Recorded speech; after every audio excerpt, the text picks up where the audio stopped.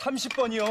30번 동안 단 한마디도 감사한다고 한 적 없으셨죠? 그 말이 떨어지는 순간 거실의 공기가 얼어붙었어요. 아무도 입을 열지 못했습니다. 바닥에 흩어진 제사 음식들 사이로 깊은 침묵이 내려앉았죠. 접시 조각들이 마루 위에 서늘하게 흩어져 있었어요. 국물이 아직도 조금씩 흘러내리고 있었습니다. 명절 음식 냄새가 거실 안에 가득했죠. 기름 냄새, 전 냄새, 제사상에 올랐던 식혜의 단냄새. 불과 몇 초 전까지만 해도 가득 차 있던 상이었어요. 이강민의 손이 아직도 제사상 모서리에 걸려 있었습니다. 손가락 끝이 하얗게 질려 있었죠. 손등에 핏줄이 도드라지게 솟아 있었어요. 강민이 뱉은 말은 두 마디였습니다. 하지만 그 두 마디가 8년을 다 담고 있었어요. 그 옆에 여자가 있었습니다. 무릎을 꿇은 채 고개를 숙이고 있었어요. 한치도 움직이지 않았습니다. 바닥에 튄 국물이 흰 양말에 번지고 있었죠. 아무도 그걸 닦아주려 하지 않았어요. 친척들은 서로의 얼굴만 바라봤습니다. 시어머니의 두 손이 무릎 위에서 가늘게 떨리고 있었죠. 큰 시누이는 입을 벌린 채 굳어 있었어요. 시아버지는 천천히 고개를 다른 곳으로 돌렸습니다. 처음이었어요. 이 자리에서 이강민이 목소리를 높인 건 처음이었습니다. 8년이었죠. 결혼한 지 8년이 되도록 단 한 번도 없던 일이었어요. 저 남자는 늘 조용한 사람이었습니다. 화를 내지 않았어요. 맞서지 않았죠. 가족이라는 이유로 그냥 버텼습니다. 그런데 오늘 무언가가 끊어진 거였어요. 산산조각 난 접시처럼 소리도 없이 한순간에 거실 창밖으로 찬 바람이 지나가는 소리가 들렸습니다. 형광등 불빛이 흩어진 음식 위로 차갑게 내리쬐고 있었어요. 깨진 접시 조각 하나가 마루 끝에 걸려 흔들리다 멈췄습니다. 이강민은 가족들을 한 명 한 명 천천히 바라봤어요. 시어머니에게서, 큰 시누이에게서, 시아버지에게로. 그 눈빛을 마주친 사람은 아무도 없었습니다. 서연은 고개를 든 게 언제인지도 알 수 없었어요. 무릎이 이미 저려 있었을 겁니다. 하지만 몸을 일으키지 못했어요. 이 집에서는 늘 그랬으니까요. 시키는 대로 했고, 참는 게 당연했고, 웃는 게 의무였습니다. 8년 동안 그 규칙은 단 한 번도 바뀐 적이 없었어요. 아무도 의심하지 않았습니다. 그게 당연한 일이라고 여겼으니까요. 그런데 오늘 밤 그 당연함이 산산이 부서졌습니다. 남편의 손이 제사상을 쓸어버리는 데 걸린 시간은 단 2초도 안 됐어요. 하지만 그 2초는 8년을 담고 있었습니다. 8년의 침묵, 8년의 방관, 8년의 못다 한 말들이었죠. 바닥에 엎질러진 식혜가 마루 틈으로 스며들고 있었습니다. 기름에 지진 전 한 장이 뒤집혀 나뒹굴고 있었어요. 저 전을 직접 부쳤을 사람은 저 여자였을 겁니다. 혼자서요. 새벽부터요. 남편은 그걸 알고 있었습니다. 그래서 더 참을 수가 없었던 거였어요. 서연의 어깨가 아주 미세하게 떨리고 있었습니다. 하지만 소리를 내지 않았어요. 울지도 않았죠. 그냥 무릎을 꿇은 채로 버티고 있었습니다. 평생 그래왔던 것처럼. 도대체 언제부터였을까요? 이 여자가 처음으로 무릎을 꿇기 시작한 건 언제부터였을까요? 1년에 30번이었습니다. 30번의 제사를 혼자 장보고 혼자 준비하고 혼자 치웠어요. 그러면서도 단 한 번도 큰 소리를 낸 적이 없었죠. 참았습니다. 또 참았어요. 그 참음이 오늘 밤 이 남자를 통해 터진 거였습니다. 저 남편은 왜 하필 오늘 이 순간에야 폭발한 걸까요? 그리고 저 여자는 도대체 얼마나 더 버텨온 걸까요? 오늘 밤이 지나면 이 집안은 절대 예전으로 돌아갈 수 없을 겁니다. 30번이라는 숫자가 거실 안에 울려 퍼졌어요. 쓸려나간 제사 음식들처럼 모든 것이 뒤집히기 직전이었습니다. 사연 시작 전 무료인 구독과 좋아요 먼저 눌러주세요. 지금 어디서 듣고 계신지 댓글로 남겨주시면 그곳으로 행운이 깃들기를 바라겠습니다. 8년 전이었어요. 이강민은 아무것도 없는 남자였습니다. 가진 거라곤 낡은 가방 하나와 빈 통장뿐이었죠. 그날 밤 그는 작은 식당 구석 자리에 혼자 앉아 있었어요. 차갑게 식은 소주잔을 두 손으로 감싸 쥔 채였습니다.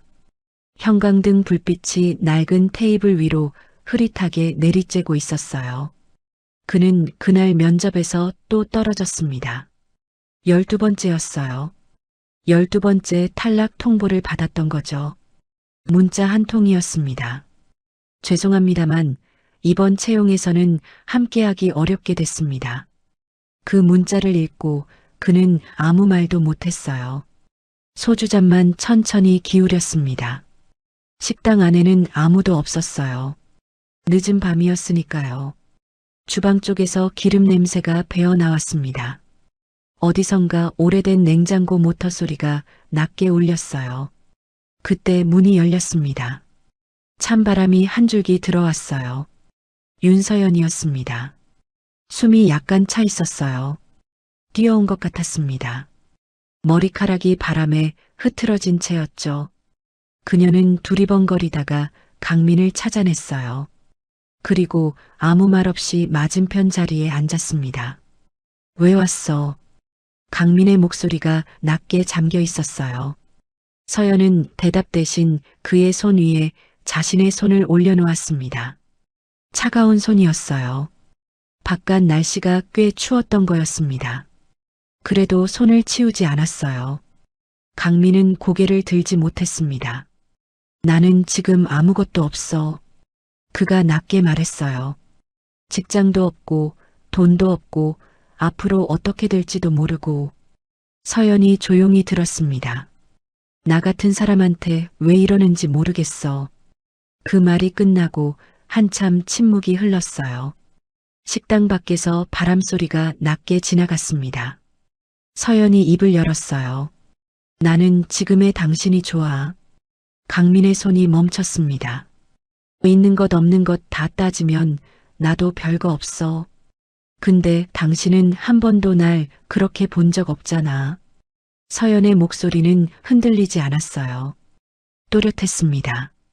조용하지만 단단했죠. 강민은 고개를 들었습니다. 처음으로 서연의 눈을 제대로 봤어요. 겁이 없었습니다. 흔들림이 없었어요. 그 눈이 이상하게 따뜻했죠. 나중에 잘 되면 그때 잘해줄게. 강민이 겨우 말했어요.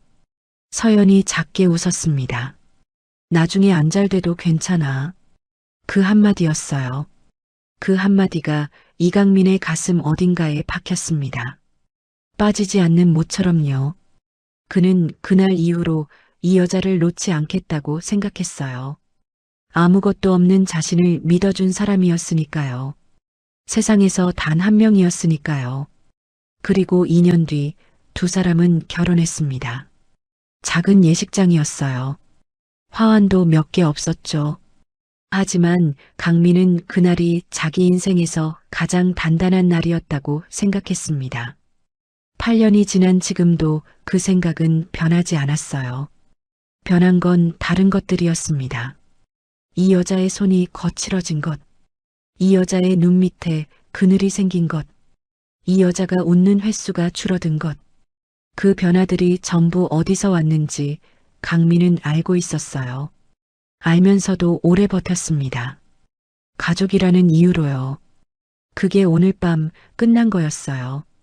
8년 전 그 손을 처음 잡아줬던 여자가 무릎을 꿇고 있었으니까요.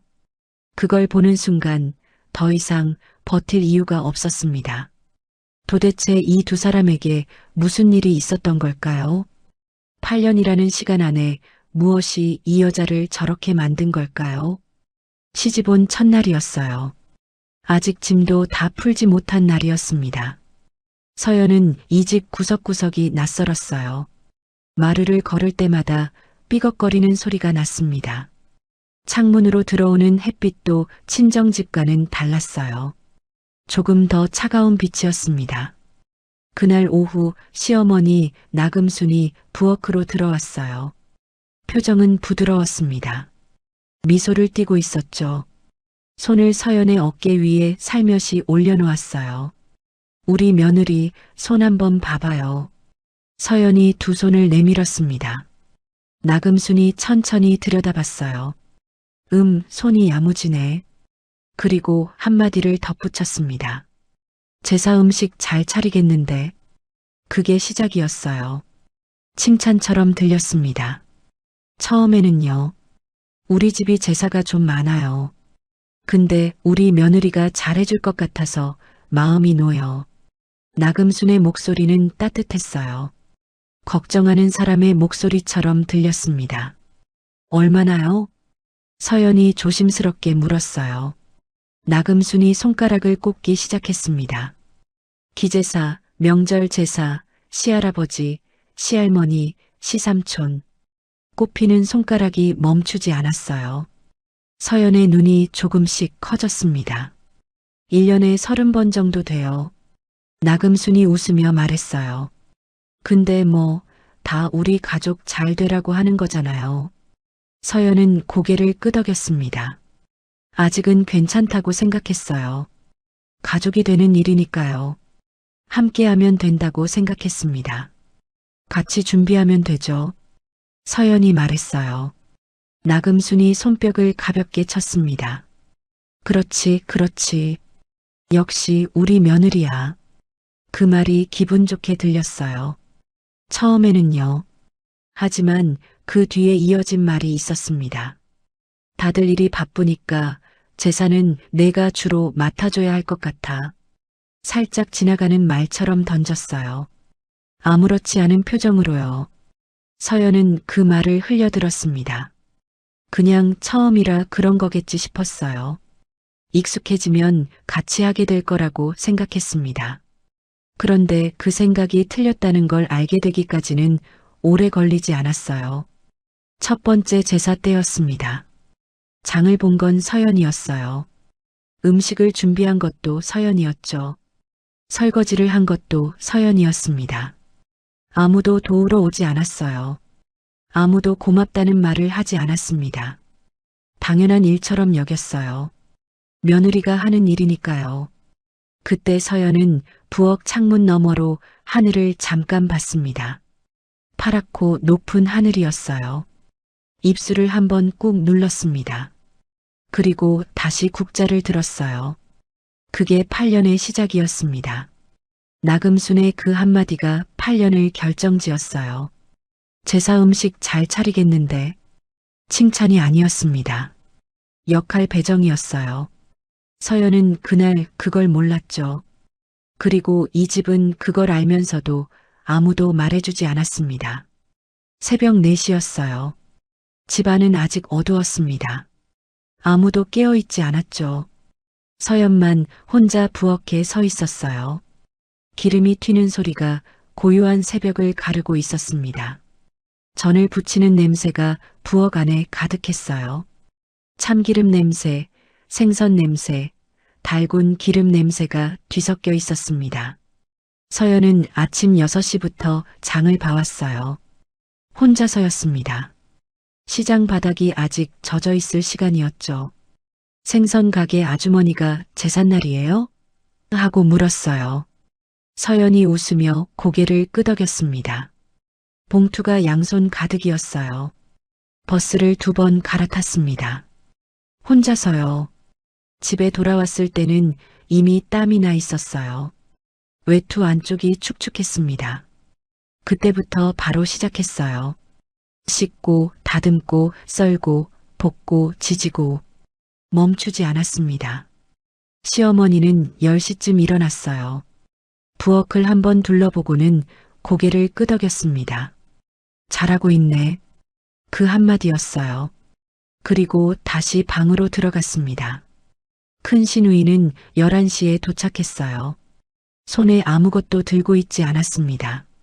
어머, 벌써 다 됐네. 그 말을 하고 거실 소파에 앉았어요. 텔레비전을 켰습니다. 시아버지는 말이 없었어요. 그냥 상 앞에 앉아 기다렸습니다. 서연은 부엌에서 계속 움직였어요. 손이 빨개졌습니다. 기름이 한 번 튀어서 손등에 닿았어요. 작게 숨을 들이켰습니다. 소리는 내지 않았어요. 전을 뒤집으면서 손목으로 이마에 땀을 닦았습니다. 시계를 봤어요. 오후 1시였습니다. 아직 탕이 남아 있었어요. 나물 2가지도 더 무쳐야 했습니다. 제사 시간은 오후 3시였어요. 2시간이 남아 있었습니다. 해낼 수 있었어요. 그래서 계속했습니다. 제사가 끝났습니다. 가족들이 음식을 먹었어요. 아무도 맛있다는 말을 하지 않았습니다. 당연히 맛있는 거였으니까요. 며느리가 차린 음식이었으니까요. 서연이 설거지를 시작한 건 저녁 7시였어요. 싱크대 앞에 혼자 섰습니다. 그릇이 산더미였어요. 뜨거운 물이 손등 위로 흘렀습니다. 살짝 빨갛게 달아올랐어요. 설거지가 끝난 건 밤 9시였습니다. 15시간이었어요. 혼자서 15시간을 움직인 거였습니다. 강민은 그날 밤 부엌에 왔어요. 서연이 행주로 손을 닦고 있었습니다. 그는 아무 말도 못했어요. 말이 나오지 않았습니다. 그냥 서 있었어요. 서연이 웃었습니다. 다 끝났어. 씻어. 강민은 그 웃음을 보고 혼자 눈을 감았어요. 이게 아니었습니다. 이게 아니어야 했어요. 하지만 그는 아무 말도 하지 못했습니다. 가족이라는 이유로요. 그 침묵이 8년 동안 이어졌어요. 30번이 반복됐습니다. 30번 동안 단 한 번도 누군가 나서서 도운 적이 없었어요. 30번 동안 단 한 번도 수고했다는 말을 듣지 못했습니다. 그게 이 집의 방식이었으니까요. 3번째 제사 전날 밤이었어요. 서연은 계단에서 헛디뎠습니다. 장을 보고 돌아오는 길이었어요. 양손에 장바구니를 들고 있었습니다. 무거웠어요. 한쪽 발이 계단 모서리를 벗어났습니다. 순간적으로 몸이 기울었어요. 손잡이를 잡으려 했지만 양손이 가득 차 있었습니다. 왼쪽 손목으로 먼저 짚었어요. 장바구니가 굴렀습니다. 귤 몇 개가 계단 아래로 굴러 내려갔어요. 서연은 잠깐 그 자리에 주저앉았습니다. 손목에서 통증이 올라왔어요. 화끈거렸습니다. 주위를 한번 둘러봤어요. 아무도 없었습니다. 그녀는 천천히 일어났어요. 굴러간 귤을 주었습니다. 장바구니를 다시 들었어요. 손목이 욱신거렸지만 걸었습니다. 집까지 걸어갔어요.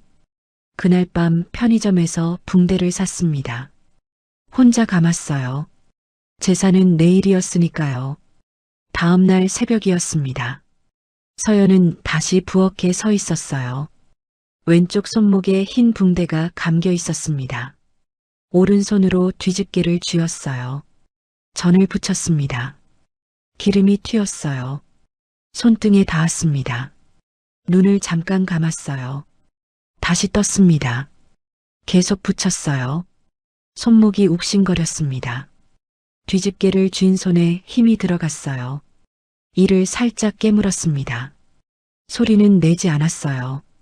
그때 발소리가 들렸습니다. 강민이었어요.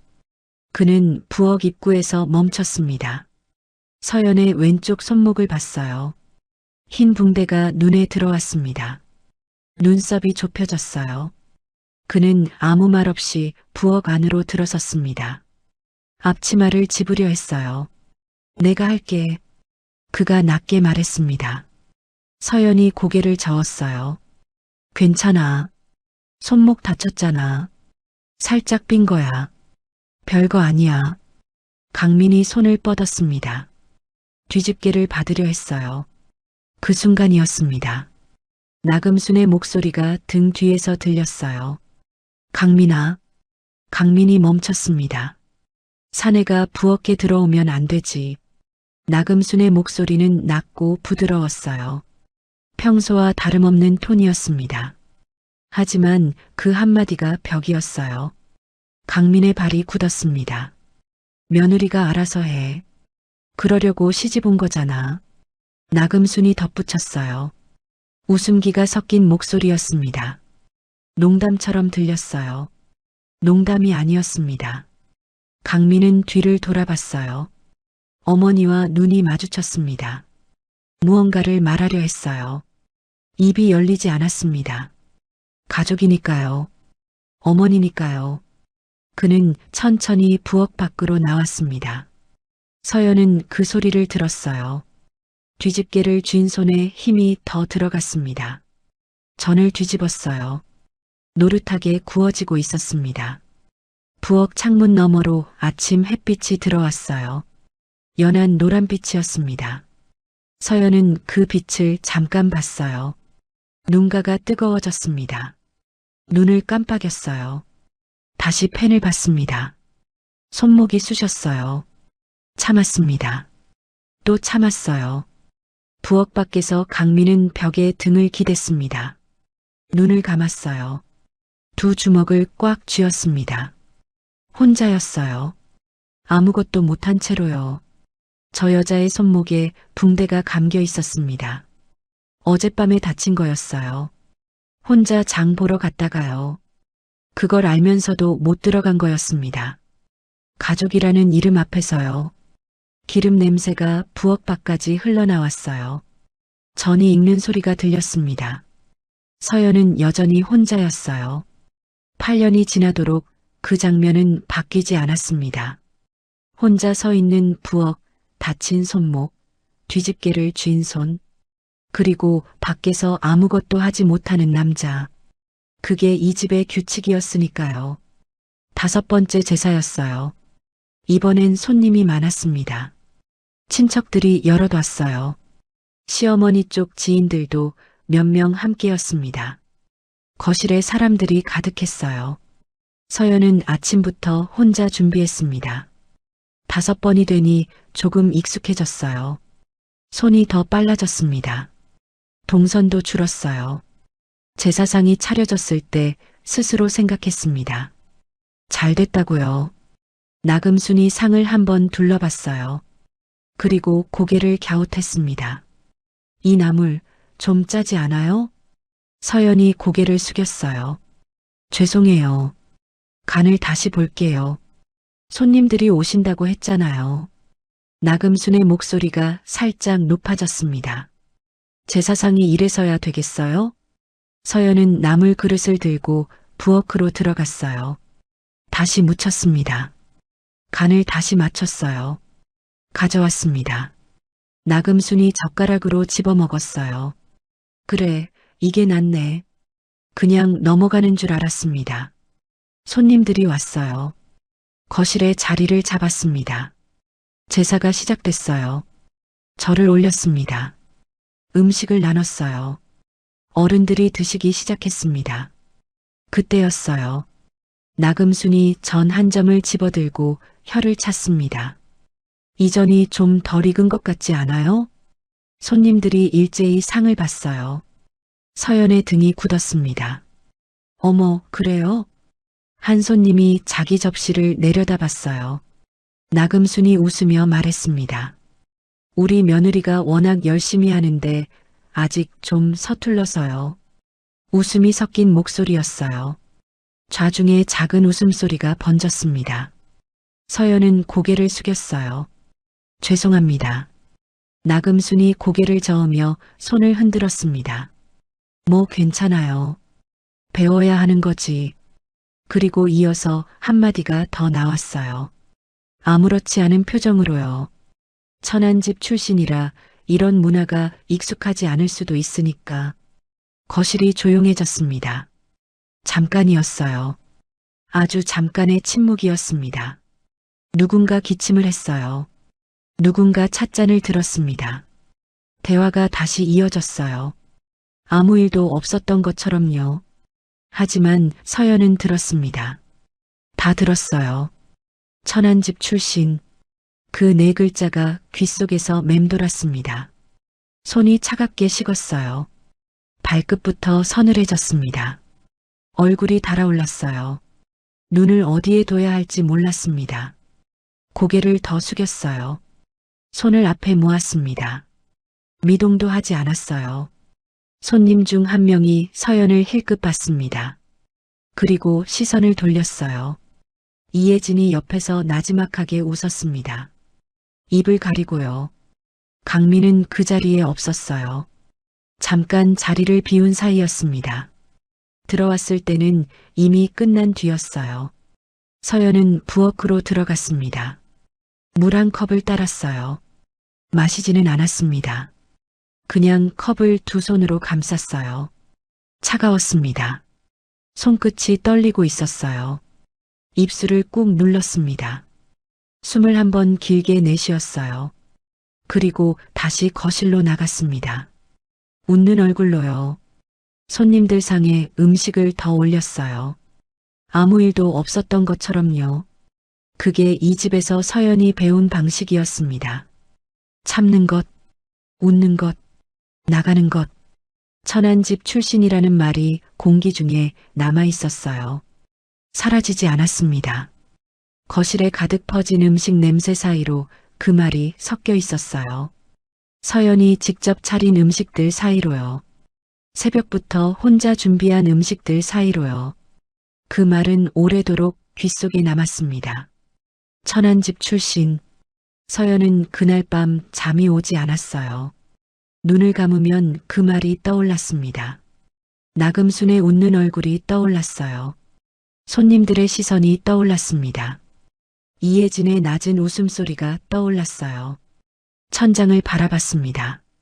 강민은 옆에서 자고 있었어요. 말하지 않았습니다. 말할 수가 없었어요. 이게 당신 가족이 한 말이에요 라고. 그러면 이 남자가 어쩔 수 없다는 걸 알고 있었으니까요. 그래서 혼자 삼켰습니다. 5번째 제사가 그렇게 끝났어요. 6번째가 오기 전까지는 괜찮은 척 할 수 있었습니다. 그게 이 여자의 방식이었으니까요. 제사 준비 날이었어요. 서연은 새벽 일찍 시장으로 나섰습니다.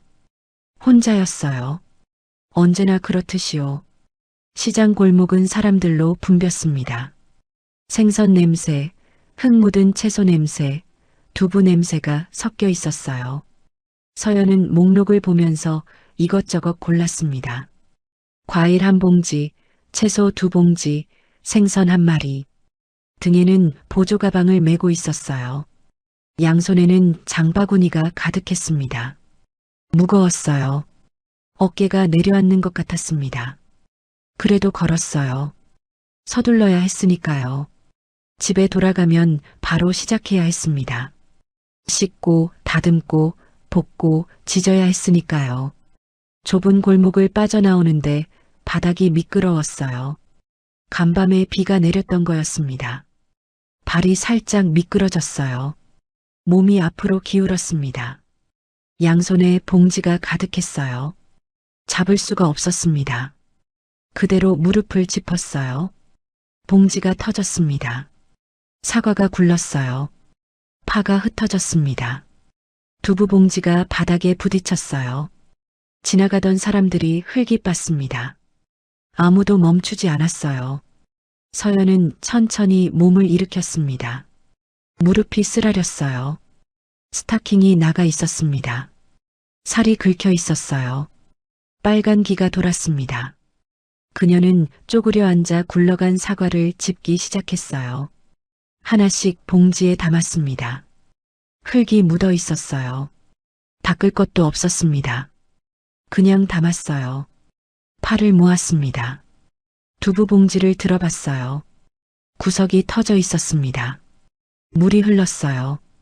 괜찮았습니다. 집에 가서 옮겨 담으면 됐어요. 그때였습니다. 모퉁이에서 발소리가 들렸어요. 강민이었습니다. 그는 다른 심부름을 보고 오다가 이 골목으로 들어선 참이었어요. 그리고 봤습니다. 서연이 바닥에 쪼그려 앉아 굴러다니는 사과를 줍고 있는 걸요. 무릎에서 피가 배어나오는 걸요. 아무도 돕지 않는 걸요. 강민의 발이 멈췄습니다. 한 발짝도 더 나아가지 못했어요. 숨이 막혔습니다. 가슴이 조여들었어요. 눈이 뜨거워졌습니다. 서연은 강민을 보지 못했어요. 고개를 숙인 채 계속 물건을 주었으니까요. 사과 하나, 파 한 단. 묵묵하게 담았습니다. 무릎이 쓰라렸어요. 입술을 꾹 눌렀습니다. 울지 않았어요. 울 시간이 없었으니까요. 집에 가면 바로 시작해야 했으니까요. 강민은 그 자리에 서 있었습니다. 다가가지 못했어요. 목소리가 나오지 않았습니다. 이 여자의 저 모습이, 무릎을 짚고 혼자 물건을 줍는 저 모습이 이 남자가 만들어낸 거였습니다. 도와주러 가라고, 뛰어가라고, 그 손을 잡아주라고. 몸이 말을 듣지 않았어요. 다리가 굳어 있었습니다. 서연이 봉지를 모두 챙기고 일어섰어요. 먼지를 털었습니다. 걷기 시작했어요. 강민이 있는 방향과는 반대였습니다. 강민은 뒤에서 그 뒷모습을 봤어요. 한쪽으로 기울어진 어깨를요. 무거운 봉지를요. 절뚝이는 걸음을요. 골목 저 끝으로 사라지는 뒷모습을요. 강민은 그 자리에서 눈을 감았습니다. 눈꺼풀 안이 뜨거웠어요. 혼자였습니다. 그 골목에서 혼자 서서 울었어요. 소리 없이요. 아무도 보지 않는 곳에서요. 저 여자가 무릎이 깨진 걸 알고 있는 사람은 이 세상에 아무도 없었어요. 서연 자신과 강민, 단 둘뿐이었습니다. 그리고 강민은 아무것도 하지 못했어요. 또요. 가족이라는 이유로요. 골목에 찬바람이 불었습니다. 서연이 사라진 방향으로요. 이 여자는 앞으로 얼마나 더 이런 길을 혼자 걸어야 하는 걸까요? 그리고 이 남자는 언제까지 이렇게 서서 보기만 할 수 있는 걸까요? 10번째 제사였어요. 밤 12시가 넘어 있었습니다. 부엌에 불이 켜져 있었어요. 집안의 다른 불은 다 꺼져 있었습니다. 나금수는 자기 방으로 들어간 지 오래였어요. 이혜진은 저녁을 먹고 일찍 떠났습니다. 이복수는 텔레비전을 보다 잠이 들었어요. 거실에서 코 고는 소리가 들렸습니다. 서연은 혼자였어요. 또요. 싱크대 앞에 서 있었습니다. 그릇이 쌓여 있었어요. 제사에 쓴 그릇들이었습니다. 제기, 큰 탕 냄비, 전을 부쳤던 팬, 나물 그릇, 과일 접시, 다 합치면 60개는 넘었어요. 서연은 하나씩 닦았습니다. 물이 뜨거웠어요. 처음엔 그랬습니다. 1시간이 지나자 미지근해졌어요. 2시간이 지나자 차가워졌습니다. 손이 불어 있었어요. 물에 오래 담가 있어서요. 손끝이 하얗게 쭈글거렸습니다. 그래도 멈추지 않았어요. 아까 기름이 튄 게 아직 쓰라렸습니다. 오른손 손등이었어요. 전을 붙이다가 기름이 튀었어요. 아하고 숨을 들이켰지만 소리는 작았습니다. 아무도 듣지 못했어요. 지금도 빨개져 있었습니다. 물에 담글 때마다 따가웠어요. 그래도 담갔습니다. 그릇을 닦아야 했으니까요. 서연은 스펀지로 냄비 안쪽을 문질렀어요. 눌어붙은 게 잘 안 떨어졌습니다. 힘을 줬어요. 어깨가 따라 움직였습니다. 머리카락 한 올이 이마로 흘러내렸어요. 손이 젖어 있어서 올리지 못했습니다. 그냥 뒀어요. 부엌 창밖은 새카만 밤이었습니다. 이 시간에 깨어있는 사람이 이 집의 서연뿐이었어요. 아마도 이 골목에서도 몇 안 될 거였습니다. 싱크대 물 흐르는 소리만 들렸어요. 거실 쪽에서 코 고는 소리가 간간히 들렸습니다. 그때였어요. 복도 쪽에서 발소리가 났습니다. 아주 작은 소리였어요. 강민이었습니다. 그는 잠을 자다가 눈이 떠졌어요. 부엌에 불이 켜져 있었습니다. 시계를 봤어요. 자정이 넘어 있었습니다. 그는 조용히 일어나 복도로 나왔어요. 부엌 입구에서 멈췄습니다. 서연이 보였어요. 등이 보였습니다. 둥그렇게 말린 어깨가 보였어요. 그리고 손이 보였습니다. 물속에서 움직이는 손이요. 강민은 그 손을 봤어요. 오른손 손등을 봤습니다. 빨간 자국이 있었어요. 데인 자국이었습니다. 기름에 데인 거였어요. 그 자국이 선명했습니다. 강민의 눈이 그 자국에 멎었어요. 움직이지 않았습니다. 입안이 말랐어요. 두 손이 주먹으로 쥐어졌습니다. 들어가고 싶었어요. 저 손을 물에서 꺼내주고 싶었습니다. 데인 자국에 연고를 발라주고 싶었어요. 대신 설거지를 하고 싶었습니다. 발이 움직이지 않았어요. 또였습니다. 이 집에서 늘 그랬어요. 부엌은 며느리 구역이었습니다. 남자가 들어오면 안 된다고 했어요. 어머니가 그랬습니다. 이미 2번 막혔어요. 3번째엔 더 크게 얘기할 것 같았습니다. 그래서 서 있었어요. 입구에서요. 아무것도 못한 채로요. 서연은 강민이 거기 있는 줄 몰랐습니다. 고개를 숙인 채 계속 닦았어요. 냄비 하나가 끝났습니다. 다음 그릇을 집었어요. 접시였습니다. 꼼꼼하게 닦았어요. 헹궜습니다. 엎어뒀어요. 그 다음 그릇을 집었습니다. 반복이었어요. 끝없는 반복이었습니다. 강민은 그 모습을 봤습니다. 얼마나 서 있었는지 몰랐어요. 5분이었을 수도 있고 10분이었을 수도 있었습니다. 발이 여전히 굳어 있었어요. 그는 결국 발을 떼지 못했습니다. 돌아섰어요. 방으로 들어갔습니다. 침대에 누웠어요. 눈을 감았습니다. 감겨지지 않았어요. 천장이 보였습니다. 저 여자의 손등에 데인 자국이 떠올랐어요. 빨간 자국이요. 선명하게요. 부엌에서 물소리가 계속 들렸습니다. 그릇 부딪히는 소리가 들렸어요. 자정이 넘은 시간이었습니다. 저 여자는 오늘 새벽 4시에 일어났어요. 강민은 알고 있었습니다. 15시간이 넘도록 혼자 움직였어요. 그리고 지금도 혼자 서 있었습니다. 손에 데인 자국을 달고요. 강민은 이불 속에서 눈을 감았습니다. 눈꺼풀 안이 뜨거웠어요. 이게 맞는 걸까요? 이렇게 계속 버티는 게 맞는 걸까요? 부엌에서 물소리가 멈추지 않았습니다. 서연은 여전히 혼자였어요. 새벽 1시가 되어도요. 이 집에서 이 여자의 손이 쉰 날은 단 하루도 없었습니다. 그 손에 난 자국들이 전부 이 집에서 생긴 거였어요. 그걸 알고 있는 사람은 단 한 명이었습니다. 그리고 그 한 명이 지금 아무것도 못하고 누워 있었어요. 15번째 제사였어요. 횟수를 세는 게 의미 없어진 지 오래였습니다. 서연은 그냥 했어요. 생각 없이 했습니다. 장보고 씻고 다듬고 볶고 지지고 차리고 손이 알아서 움직였어요.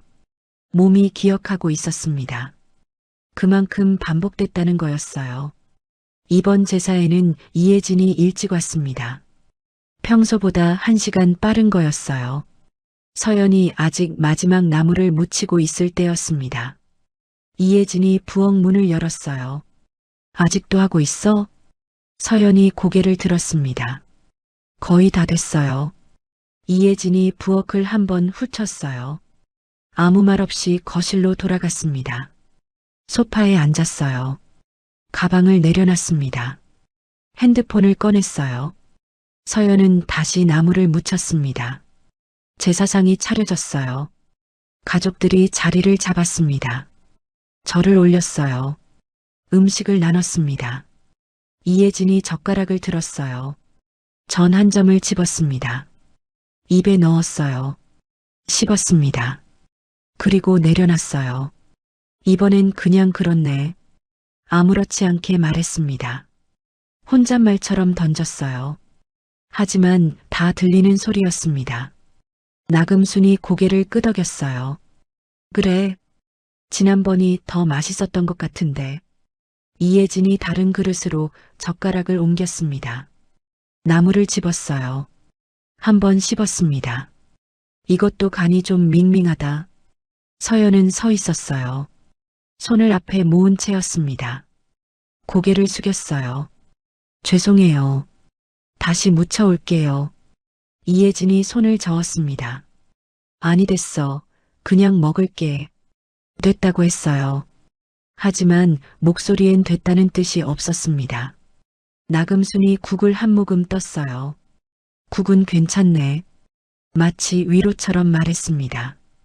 그게 더 이상했어요. 국만 괜찮다는 게요. 이혜진이 옆 사람에게 낮게 말했습니다. 15번이나 됐는데 아직도 그 맛이야. 낮은 목소리였어요. 들리라고 한 소리였습니다. 서연한테 들리라고요. 다 들렸어요. 서연의 손이 앞치마 끈을 살짝 쥐었습니다. 손끝에 힘이 들어갔어요. 얼굴은 그대로였습니다. 흔들리지 않았어요. 오래 연습된 표정이었습니다. 제가 더 신경 쓸게요. 서연이 조용히 말했어요. 이혜진은 대답하지 않았습니다. 젓가락만 다시 들었어요. 다른 음식으로 옮겼습니다. 나금순이 과일을 집었어요. 과일은 잘 골랐네. 칭찬인지 비교인지 알 수 없는 말이었습니다. 서연은 고개를 숙였어요. 감사합니다. 감사하다고 했습니다. 뭐가 감사한 건지 몰랐어요. 그냥 나온 말이었습니다. 이 집에서 오래 살다 보면 그렇게 됐어요. 무슨 말을 들어도 고개를 숙이게 됐습니다. 무슨 말을 해도 죄송하다고 하게 됐어요. 그게 이 집에서 며느리가 사는 방식이었으니까요. 이혜진이 자리를 바꿨습니다. 나금순 옆으로 가까이 앉았어요. 두 사람이 나란히 앉았습니다. 그리고 낮게 이야기를 나눴어요. 서연이 있는 방향을 가끔 봤습니다. 그때마다 서연은 고개를 돌렸어요. 자기가 본 게 아닌 척했습니다. 부엌에 들어갔다 나오기도 했어요. 할 일이 있는 척하면서요. 사실 할 일은 없었습니다. 다 끝났으니까요. 그냥 저 두 사람의 시선이 불편했어요. 이번엔 그냥 그렇다는 말이 귓속에서 맴돌았습니다. 15번이나 됐는데 아직도 그 맛이라는 말도요. 새벽부터 혼자 준비한 음식이었어요. 손이 빨개지도록 다듬은 나물이었습니다. 기름에 데어가며 부친 전이었어요. 그냥 그렇다는 말 한마디면 충분했습니다. 이 집에서는요. 서연은 빈 그릇을 집어 부엌으로 들어갔어요. 싱크대 앞에 섰습니다. 수도꼭지를 틀었어요. 물이 흘렀습니다. 손을 담갔어요. 차가웠습니다. 손끝이 식었어요. 눈을 한번 감았다 떴습니다. 거실에서 이혜진의 웃음소리가 들렸어요. 나금순도 따라 웃었습니다. 무슨 이야기를 하는 건지 들리지 않았어요. 들리지 않아서 다행이었습니다. 서연은 그릇을 닦았어요.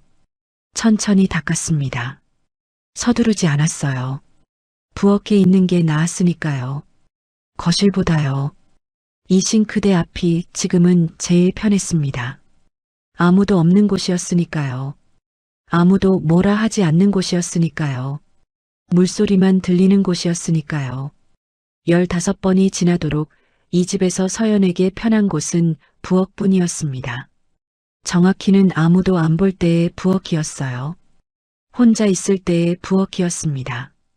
그 사실이 이상하지 않게 느껴지는 것 자체가 이미 이상한 일이었어요. 평일 오후였어요. 조용한 날이었습니다. 제사도 없고 행사도 없는 그냥 평범한 날이었어요. 서연은 책상 앞에 앉아 있었습니다. 통장을 꺼냈어요. 정리할 때가 됐거든요. 한 달에 한 번 하는 일이었습니다. 뭐가 얼마나 나갔는지 확인하는 거였어요. 페이지를 펼쳤습니다. 숫자들이 줄지어 있었어요. 날짜, 항목, 금액. 서연은 천천히 내려봤습니다. 첫 번째 항목이었어요. 27만 원. 제사 준비 비용이었습니다. 생선, 과일, 채소, 제기용품. 두 번째 항목이었어요. 32만 원. 이번 달 시댁 관리비였습니다. 세 번째 항목이었어요. 50만 원. 시댁 수도세, 전기세, 도시가스가 합산된 금액이었습니다. 네 번째 항목이었어요. 45만 원. 시어머니 병원비였습니다. 무릎이 좋지 않다고 했어요. 다섯 번째 항목이었어요. 20만 원. 이예진이 시어머니 생신 선물 비용으로 걷어간 거였습니다. 전화 한 통이었어요. 옳게 어머니 생신 선물 우리 나눠서 내자. 20만 원씩만. 그렇게 됐습니다. 거절한 적이 없었어요. 한 번도요. 여섯 번째 항목이었어요. 80만 원. 시댁 지붕 수리 비용이었습니다. 겨울에 눈이 많이 와서 기와장이 나갔다고 했어요. 강민이 말했습니다. 일단 우리가 내줘야 할 것 같아. 나중에 받자. 나중에는 오지 않았어요. 받은 적이 없었습니다. 일곱 번째 항목이었어요. 150만 원. 시댁 빚 이번 달 상환분이었습니다. 5년 전에 시아버지가 사업을 하다 진 빚이었어요. 채권자가 강민에게 연락을 했습니다. 강민이 서연에게 말했어요. 어떻게 하면 좋을까? 서연이 말했습니다. 갚아요. 그렇게 됐어요. 매달 150만 원씩이었습니다. 3년째였어요. 서연은 숫자들을 내려봤습니다. 펜을 들었어요. 더하기 시작했습니다. 27, 32, 50, 45, 20, 80, 150, 총 404만 원이었어요. 이번 달 한 달이었습니다. 서연의 월급이 280만 원이었어요. 강민도 벌었습니다. 두 사람이 함께 쓰는 생활비가 따로 있었어요. 하지만 시댁에 들어가는 돈은 서연 통장에서 나갔습니다. 언제부터인지 그렇게 됐어요. 처음엔 잠깐이었습니다. 이번 달만 내 통장에서 좀 써줄 수 있어? 그게 이번 달만이 아니었어요. 다음 달도 그 다음 달도 이어졌습니다. 그렇게 8년이 됐어요. 서연은 통장을 내려다봤습니다. 잔액이 보였어요. 34만 원이었습니다. 이번 달 월급을 받기 전이었어요. 다음 주에 들어올 거였습니다. 들어오면 또 나갈 거였어요. 제사 비용이 또 있었으니까요. 이번 달 제사가 2번 남아 있었습니다. 서연은 펜을 내려놨어요. 통장을 조용히 덮었습니다. 손이 그 위에 올려져 있었어요. 가만히 있었습니다. 창밖으로 오후 햇볕이 들어왔어요. 따뜻한 빛이었습니다. 책상이 액자가 보였어요. 결혼식 사진이었습니다. 강민이 웃고 있었어요. 서연도 웃고 있었습니다. 두 사람이 나란히 서 있었어요. 그때는 몰랐습니다. 이렇게 될 줄은요. 서연은 사진을 잠깐 봤어요. 그리고 시선을 내렸습니다. 통장 위에 놓인 자신의 손을 봤어요. 거칠었습니다. 튀어 있었어요. 송금 사이에 기름때가 남아 있었습니다. 아무리 씻어도 지워지지 않는 거였어요. 8년 동안 새겨진 거였으니까요. 34만 원이었습니다. 이 집의 살림을 혼자 떠받치고 있는 사람의 통장에 남은 돈이요. 아무도 몰랐어요. 나금순도 몰랐습니다. 이예진도 몰랐어요. 이복수도 몰랐습니다. 그냥 며느리가 알아서 다 한다고 생각했어요. 며느리니까요. 당연한 거니까요. 서연은 통장을 서랍 안에 집어넣었습니다. 닫았어요. 자리에서 일어났습니다. 부엌으로 걸어갔어요. 저녁을 준비해야 했으니까요. 그게 오늘 해야 할 다음 일이었습니다. 통장 속 숫자는 서랍 안에 있었어요. 아무도 모르는 곳에요.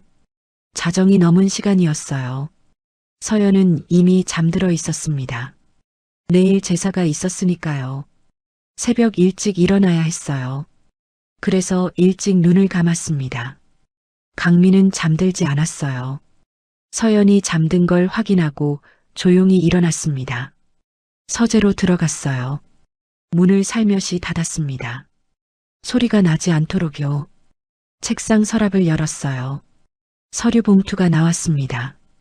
두꺼운 봉투였어요. 꺼냈습니다. 펼쳤어요. 법률 서류였습니다. 재산 분리 신청서였어요.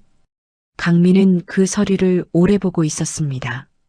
석 달 전부터 준비해 온 거였어요. 아무에게도 말하지 않았습니다. 서연에게도요.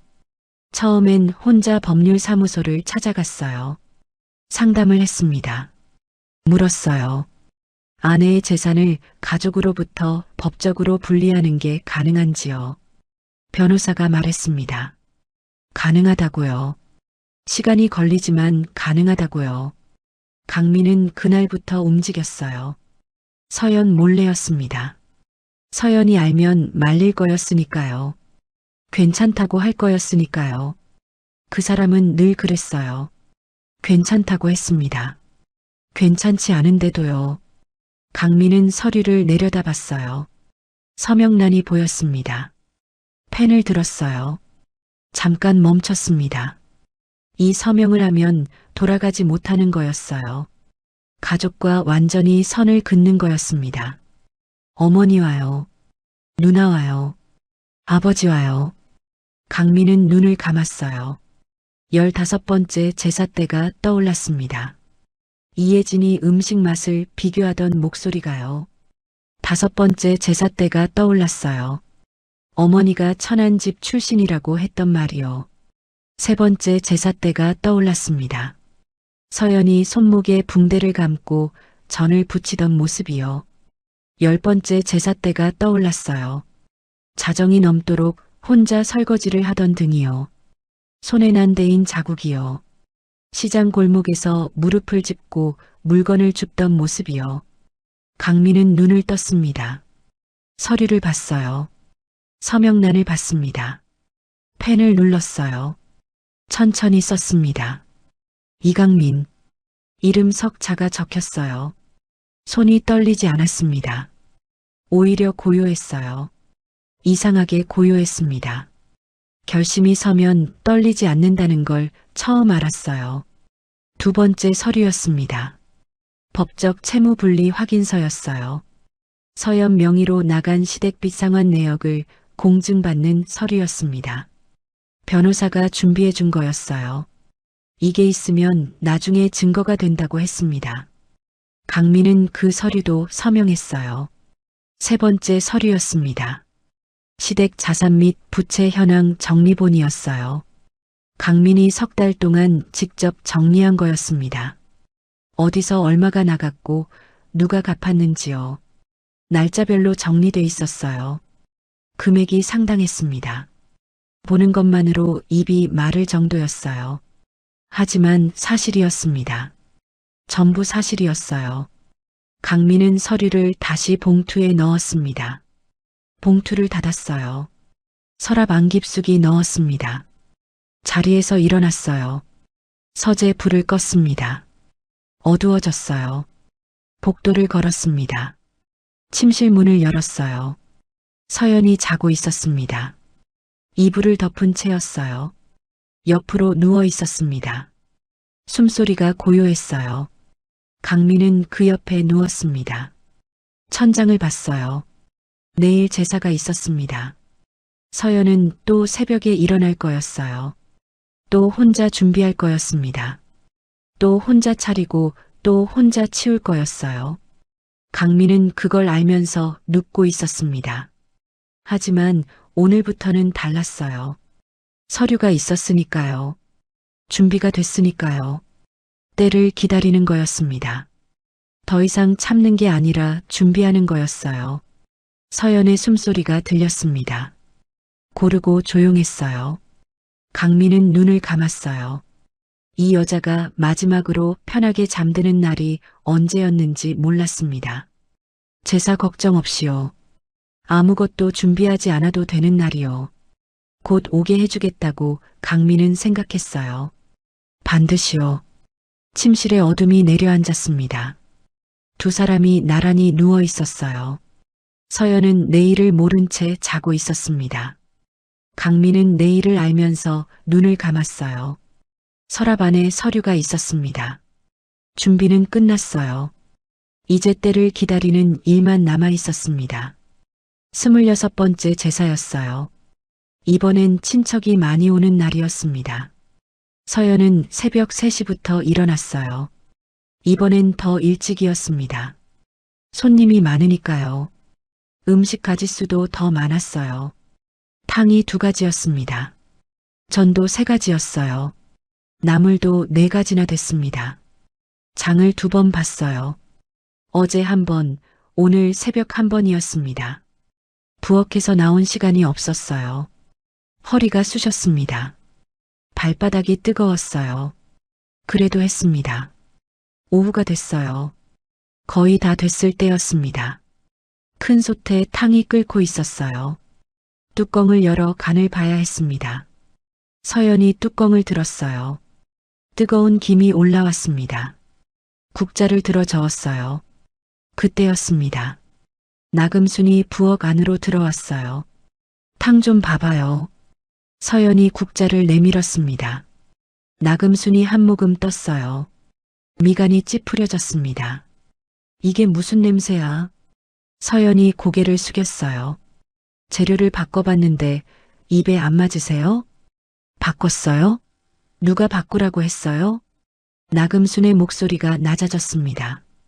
손님들이 오는데 멋대로 바꿨어요? 서연이 말했어요. 죄송해요. 다시 끓일게요. 다시 끓이면 시간이 얼마나 걸리는데. 이예진이 부엌 문가에 서 있었습니다. 언제 왔는지 몰랐어요. 진짜 왜 이래? 이예진이 혀를 찼습니다. 손님들 다 오시는데. 나금순이 냄비 쪽으로 한 발 다가섰어요. 이걸 그냥 낼 순 없잖아. 그러면서 솥 손잡이를 잡았습니다. 어머니, 뜨거우세요. 서연이 손을 뻗었어요. 그 순간이었습니다. 쿵 하는 소리가 났어요. 솥이 기울었습니다. 탕이 쏟아졌어요. 뜨거운 국물이 바닥으로 쏟아졌습니다. 서연의 무릎 쪽으로 흘렀어요. 뜨거웠습니다. 서연이 반사적으로 몸을 낮췄어요. 무릎을 짚었습니다. 바닥에 손을 댔어요. 국물이 손 아래로 번졌습니다. 뜨거웠어요. 숨을 참았습니다. 소리를 내지 않았어요. 나금순이 뒤로 물러섰습니다. 앞치마를 내려다봤어요. 아이고, 튀었잖아. 그리고 서연을 봤습니다. 왜 이렇게 솥을 불안하게 올려놨어요? 서연이 고개를 들었어요. 눈을 마주쳤습니다. 제가 잘못 올려놨을 리가요. 처음이었어요. 처음으로 반박했습니다. 작은 목소리였지만요. 나금순의 눈이 가늘어졌어요. 지금 나한테 말대꾸예요? 이예진이 끼어들었습니다. 옳게, 지금 상황 보이지? 어머니한테 그런 식으로 말하면 되겠어? 서연은 바닥에 손을 짚은 채였어요. 무릎이 뜨거웠습니다. 국물이 스며들고 있었어요. 나금순이 팔짱을 꼈습니다. 손님들 오시면 다시 차려야겠네요. 이예진이 나금순 옆에 섰어요. 두 사람이 나란히 서연을 내려다봤습니다. 서연은 바닥에서 몸을 일으켰어요. 무릎이 쓰라렸습니다. 국물에 젖어 있었어요. 뜨거움이 가시지 않았습니다. 하지만 일어섰어요. 다시 준비할게요. 그게 전부였습니다. 나금순이 부엌을 나갔어요. 이예진도 따라 나갔습니다. 두 사람의 발소리가 멀어졌어요. 서연은 혼자 바닥을 닦기 시작했습니다. 걸레를 가져왔어요. 쪼그려 앉았습니다. 국물을 닦았어요. 손이 뜨거웠습니다. 무릎이 쓰라렸어요. 닦았습니다. 또 닦았어요. 바닥이 깨끗해졌습니다. 서연은 일어났어요. 솥을 다시 올렸습니다. 재료를 다시 넣었어요. 불을 켰습니다. 시작했어요. 다시요. 혼자서요. 솥이 뒤집어진 건 나금순의 손이었습니다. 하지만 이 집에서 그 책임은 서연의 것이 됐어요. 언제나 그랬던 것처럼요. 탕이 다시 끓기 시작했어요. 부글부글 소리가 났습니다. 서연은 국자를 들었어요. 저었습니다. 눈이 뜨거워지지 않도록요. 참았어요. 끓는 탕에서 올라오는 김이 눈가를 덮었습니다. 그 덕분에 괜찮았어요. 김 때문에 눈물이 아닌 것처럼 보였으니까요. 친척들이 다 왔을 때였어요. 거실에 자리가 가득 찼습니다. 어른들이 앉아 있었어요. 제사 음식이 다시 차려져 있었습니다. 서연이 다시 끓인 탕이었어요. 혼자서 다시 만든 음식들이었습니다. 아무도 그걸 몰랐어요. 그냥 차려진 음식이었습니다. 제사가 시작됐어요. 절을 올렸습니다. 음식을 나눴어요. 어른들이 먹기 시작했습니다. 조용했어요. 잠시요. 나금순이 입을 열었습니다. 오늘 탕이 처음엔 엎어졌었어요. 거실이 조용해졌어요. 사람들이 봤습니다. 나금순이 계속했어요. 며느리가 솥을 제대로 못 올려놔서요. 서연의 등이 굳었습니다. 어르신들 오시는 날인데 이런 실수를 해서. 나금순의 목소리는 침착했어요. 마치 사실을 전하는 사람처럼요. 이혜진이 거들었습니다. 맞아요. 하마터면 큰일 날 뻔했어. 친척 한 명이 혀를 찼어요. 또 한 명이 나금순을 봤습니다. 고생이 많으셨겠어요. 나금순에게 하는 말이었어요. 서연에게가 아니었습니다. 나금순이 한숨을 내쉬었어요. 뭐 그래도 다시 했으니까요. 그리고 서연을 봤습니다. 이리 나와봐요. 서연이 고개를 들었어요. 어르신들 앞에서 사과를 해야지요. 거실이 다시 조용해졌습니다. 서연은 움직이지 않았어요. 잠깐이었습니다. 아주 잠깐이었어요. 나금순의 눈이 가늘어졌습니다. 못 들었어요? 서연은 일어섰어요. 거실 가운데로 나왔습니다. 친척들이 다 보고 있었어요. 나금순이 말했습니다. 어르신들께 인사드려야지요. 그 말의 뜻이 뭔지 알았어요. 서연은 알았습니다. 천천히 무릎을 꿇었어요. 마루 바닥이 차가웠습니다. 두 손을 바닥에 짚었어요. 고개를 숙였습니다. 죄송합니다. 목소리가 흔들리지 않았어요. 애써서요. 거실이 조용했습니다. 누군가 헛기침을 했어요. 누군가 찻잔을 내려놨습니다. 이혜진이 고개를 끄덕였어요. 만족한 표정이었습니다. 나금순이 고개를 돌렸어요. 마치 다 끝났다는 듯이요. 서연은 그 자리에서 고개를 들지 못했습니다. 바닥을 봤어요. 마루에 나뭇결이 보였습니다. 차가운 감촉이 무릎을 통해 올라왔어요. 친척들 사이에서 낮은 소리가 났습니다. 몇 마디가 들렸어요. 다 들리진 않았습니다. 들릴 필요도 없었어요. 분위기로 알 수 있었으니까요. 이복수가 있었습니다. 가장 끝자리에 앉아 있었어요. 서연이 무릎을 꿇는 걸 봤습니다. 그리고 고개를 돌렸어요. 창문 쪽으로요. 밖을 봤습니다. 아무것도 하지 않았어요. 아무 말도 하지 않았습니다. 그냥 고개를 돌렸어요. 그게 전부였습니다. 그게 이복수가 이 집에서 늘 해온 방식이었어요. 보고도 모른 척하는 것, 알면서도 외면하는 것. 서연은 그 자리에 무릎을 꿇은 채였습니다. 새벽 3시부터 일어난 사람이었어요. 혼자 2번 장을 본 사람이었습니다. 탕을 2번 끓인 사람이었어요. 무릎에 뜨거운 국물을 뒤집어 쓴 사람이었습니다. 그리고 지금 친척들 앞에서 무릎을 꿇고 있는 사람이었어요. 그 사람이 잘못한 게 없었습니다. 단 하나도요. 하지만 이 집에서는 달랐어요. 며느리가 무릎을 꿇는 게 당연한 집이었으니까요. 거실 안에 음식 냄새가 가득했습니다. 서연이 직접 만든 음식 냄새였어요. 그 냄새 속에서 서연은 무릎을 꿇고 있었습니다. 바로 그 순간이었어요. 복도 끝에서 발소리가 들렸습니다. 현관문이 열리는 소리였어요. 누군가 들어오고 있었습니다. 이강민이었어요. 그가 거실로 들어서는 순간이었습니다. 그의 눈에 들어온 것은 딱 하나였어요. 무릎을 꿇고 있는 서연이었습니다. 그게 전부였어요. 그 한 장면이었습니다. 강민의 눈이 변했어요. 그 순간이었습니다. 강민이 현관문을 열었어요. 외출해서 돌아온 참이었습니다. 잠깐 나간 거였어요. 1시간도 안 됐습니다. 친척들이 와 있다는 건 알고 있었어요. 오늘 제사 날이었으니까요. 코트를 벗으면서 걸었습니다. 복도를 걸었어요. 거실 불빛이 보였습니다. 사람들 소리가 들렸어요. 낮은 대화 소리였습니다. 그때였어요. 거실 입구에 다다랐을 때였습니다. 강민의 발이 멈췄어요. 코트가 한쪽 어깨에 걸린 채로 멈췄습니다. 눈에 들어온 게 있었어요. 서연이었습니다. 무릎을 꿇고 있었어요. 거실 한가운데서요. 고개를 숙인 채였습니다. 두 손이 마루 바닥에 짚혀 있었어요. 그 자세였습니다. 완전히 꺾인 자세였어요. 강민은 그 자리에서 굳었습니다. 발이 더 나아가지 않았어요. 숨이 잠깐 멎었습니다.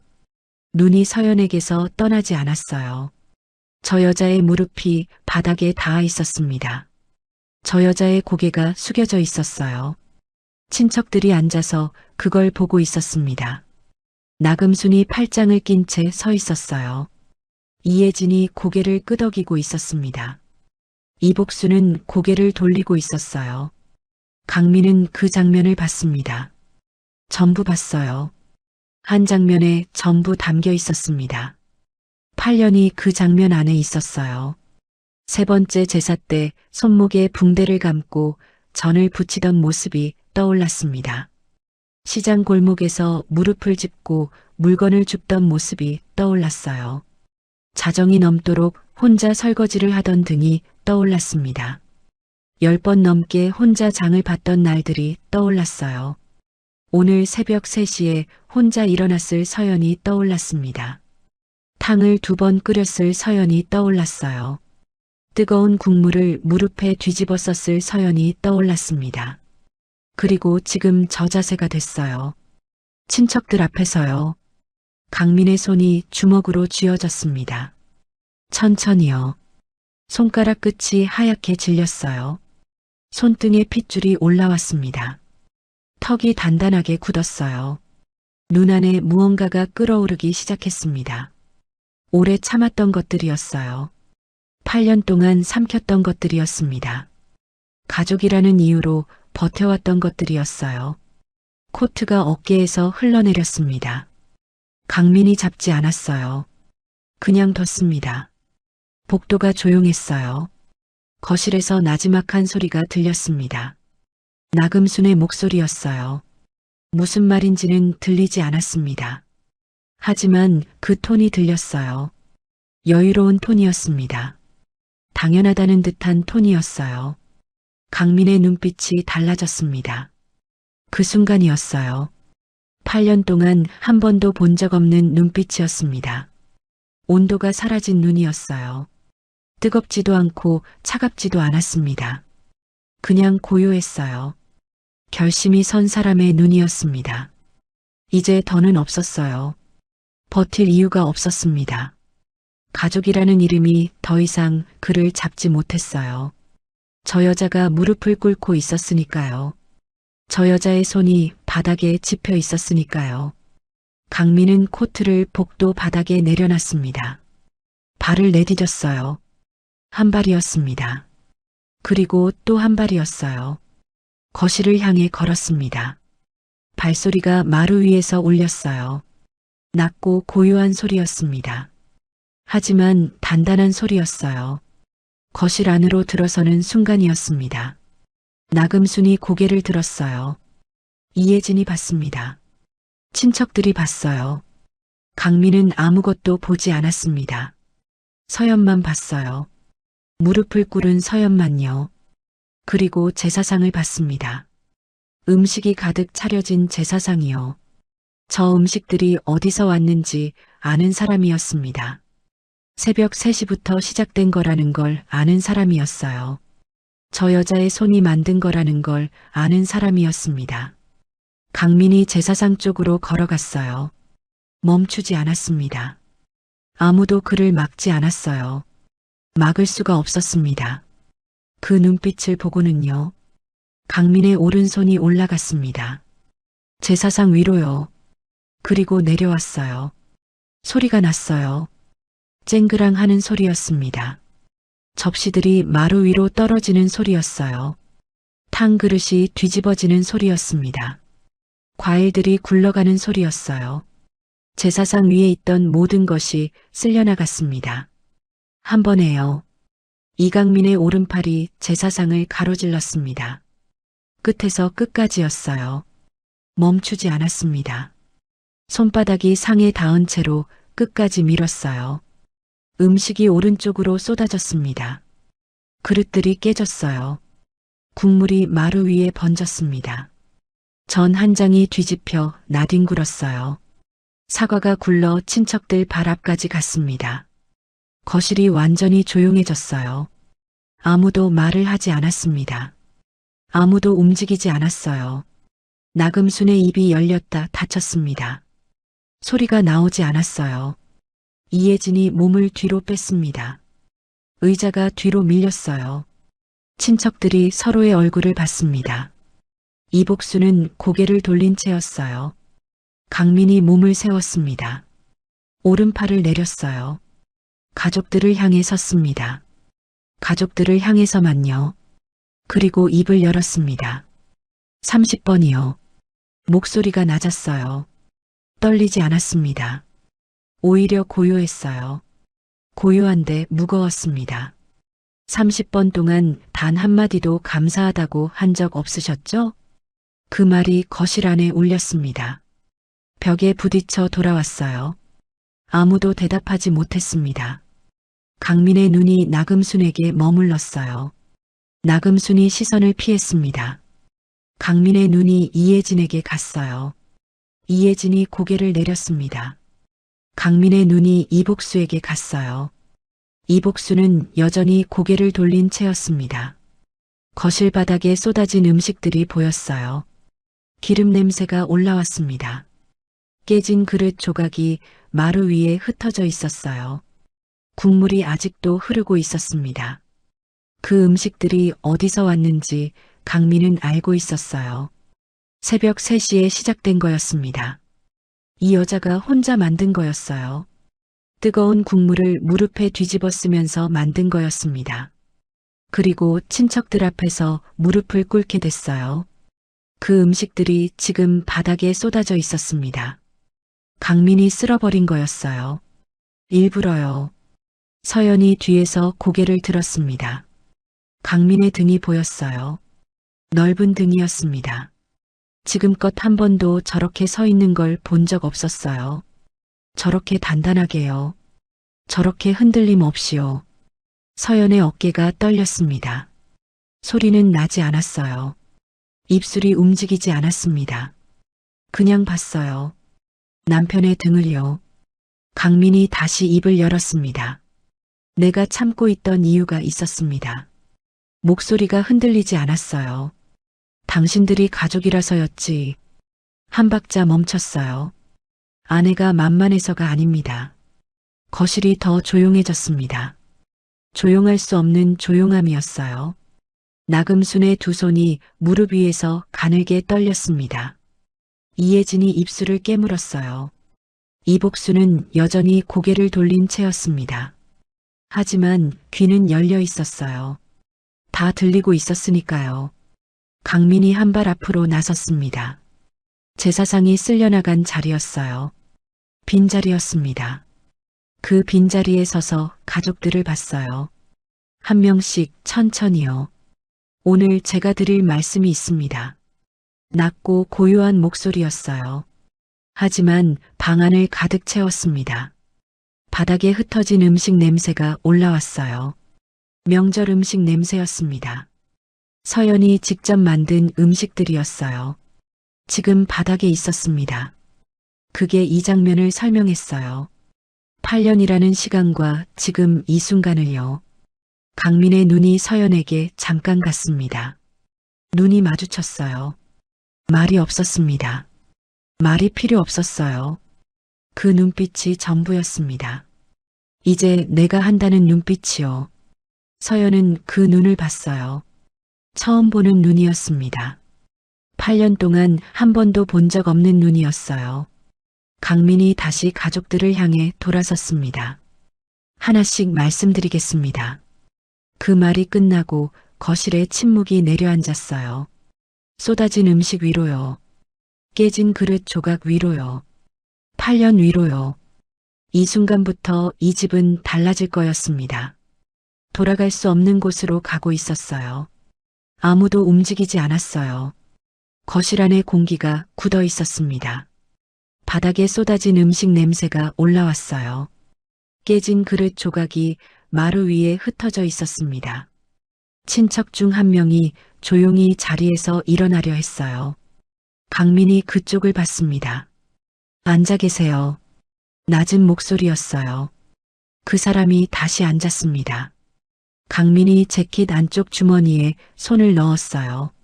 서류가 나왔습니다. 접혀있던 서류였어요. 두꺼운 서류였습니다. 펼쳤어요. 가족들이 봤습니다. 나금순의 눈이 가늘어졌어요. 그게 뭐야? 강민이 대답했습니다. 보여드리겠습니다. 목소리가 흔들리지 않았어요. 이 집 관리비입니다. 나금순이 멈췄어요. 매달 빠져나간 관리비, 수도세, 전기세, 가스비. 강민이 서류를 들었습니다. 전부 아내 통장에서 나갔습니다. 거실이 조용해졌어요. 8년 동안이요. 나금순이 입을 열었습니다. 그건 우리가 나중에 다 갚기로 한 거잖아. 강민이 봤어요. 나중이 언제입니까? 대답이 없었습니다. 8년입니다. 8년 동안 나중이 오지 않았어요. 이예진이 끼어들었습니다. 오빠, 지금 분위기 좀 봐.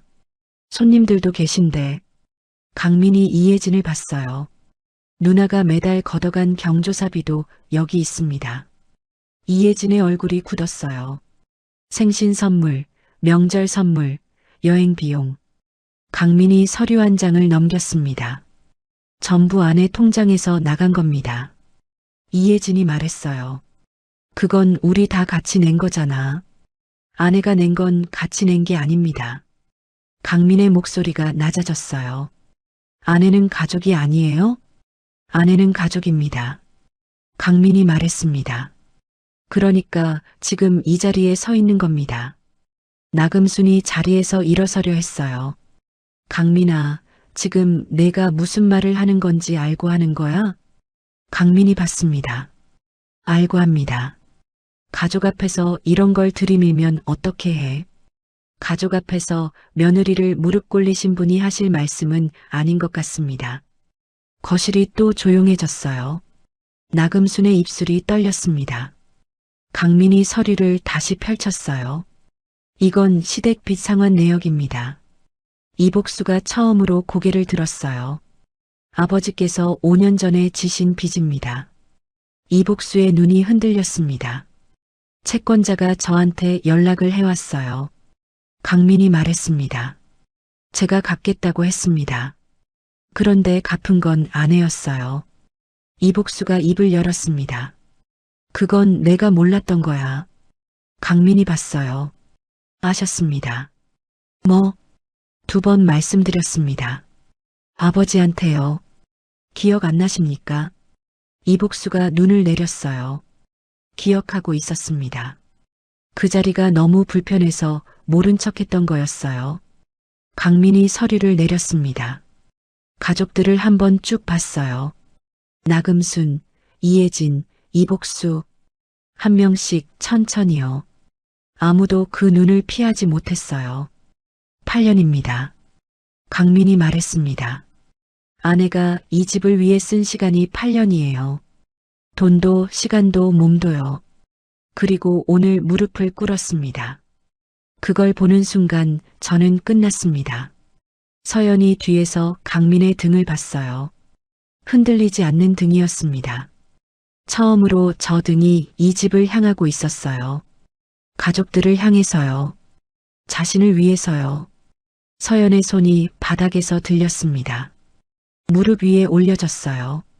처음으로 바닥에서 손을 뗐습니다. 강민이 서류를 접었어요. 다시 주머니에 넣었습니다. 드릴 말씀은 더 있습니다. 가족들이 봤어요. 오늘 다 드리겠습니다. 바닥에 쏟아진 음식 냄새가 거실 안에 가득했어요. 서연이 새벽 3시부터 만든 음식들이었습니다. 지금 바닥에 있었어요. 하지만 이상하지 않았습니다. 저 음식들이 지금 이 자리를 만든 거였으니까요. 강민이 드디어 섰으니까요. 이 집에서 처음으로요. 강민이 서류를 다시 꺼냈습니다. 이번엔 다른 서류였어요. 더 두꺼운 것이었습니다. 펼쳤어요. 가족들 쪽으로 들었습니다. 이게 뭔지 아십니까? 아무도 대답하지 않았어요. 통장 거래 내역입니다. 강민이 말했습니다. 아내 통장이에요. 나금순이 눈을 가늘게 떴어요. 8년치입니다. 강민이 첫 장을 넘겼어요. 이 집 관리비, 수도세, 전기세, 가스비. 두 번째 장을 넘겼습니다. 제사비용, 1년에 30번치요. 세 번째 장이었어요. 장보는 비용, 제기 구입 비용, 제사에 오는 가족들 교통비까지요. 강민의 목소리가 낮고 또렷했습니다. 전부 이 통장에서 나갔습니다. 나금순이 입을 열었어요. 그건 며느리가 자발적으로 한 거잖아. 강민이 나금순을 봤습니다. 자발적으로요. 그래, 자기가 하겠다고 한 거잖아. 강민이 고개를 저었어요. 어머니께서 처음 며느리한테 하신 말씀이 뭔지 기억하십니까? 나금순이 멈췄습니다. 제사 음식 잘 차리겠다고 하셨죠? 강민이 말했어요. 그게 시작이었습니다. 칭찬처럼 말씀하셨지만 역할을 정하신 거였어요. 나금순의 눈썹이 올라갔습니다. 내가 언제 강요했어? 강요하지 않으셨어요. 강민이 말했습니다. 그냥 당연한 것처럼 만드셨습니다. 그게 더 나쁜 겁니다. 거실이 조용해졌어요. 친척 중 한 명이 고개를 내렸습니다. 강민이 서류를 한 장 더 넘겼어요. 이 항목 보시겠습니까? 들었습니다. 이예진 쪽으로요. 누나. 이예진이 눈을 피했어요. 누나가 매달 올케한테 받아간 금액입니다. 이예진의 입이 열렸어요. 그건 우리 같이 낸 거잖아. 올케 것만 따로 표시해뒀습니다. 강민이 말했어요. 8년 동안 누나가 받아간 거 합계가 여기 있습니다. 이예진이 그 숫자를 봤어요. 말이 나오지 않았습니다.